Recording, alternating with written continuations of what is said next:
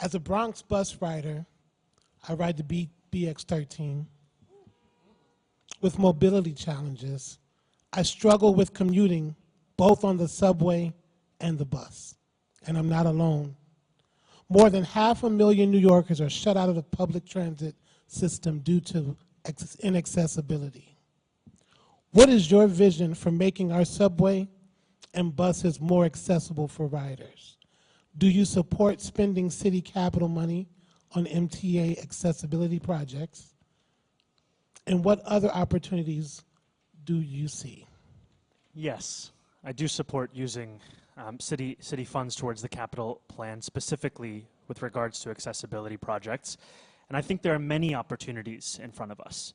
One opportunity is thinking about bus shelters across New York City. Transportation Alternatives put out a report around what the results have been of a profit-driven worldview when it comes to how we build bus shelters, and just how many New Yorkers are left without those shelters, and then what the racial disparities are in terms of just how much hotter your experience is as being a rider when you're waiting for the bus. Because I think it's not enough that the bus will come down to street level for somebody with mobility challenges to get on the bus. What about all the time that person has to wait for that bus? Where are they waiting? Do they have to stand? Do they have somewhere to sit? Is the seat covered in case it's raining, in case it's snowing? These are all things that we know are part of the day-to-day experience for so many New Yorkers. Yeah, I think it's going to require real leadership from the mayor, because all of the ADA accessible improvements and progress that has been made over the years have been really because there was litigation and because people had to sue and make a lot of noise about it, even though our disabled New Yorkers deserve much better. I think the part of the MTA that gets talked about the least is, and actually the mayor plays a really big role because of the power we have over our streetscape in how we rethink Access-a-Ride in a way that really works for people who are living with a disability, who are seniors and have challenges. But I do think that not only can the city contribute some capital money, it really is about getting the state to do its job, and us figuring out how we can get DOT and perhaps even the Taxi and Limousine Commission to play a role in making sure that any New Yorker can get to any corner of New York City.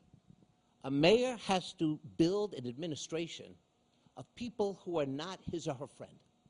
You got to bring people in who can do that kind of work, to turn around and say to the commissioner, Union Square escalator or the escalator on Fordham Road hasn't worked in 2 years. I don't care if it's the MTA responsibility.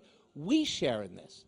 If the question is, do I support capital expenditures? Absolutely. I've had disabled relatives, and they have trouble getting around as well.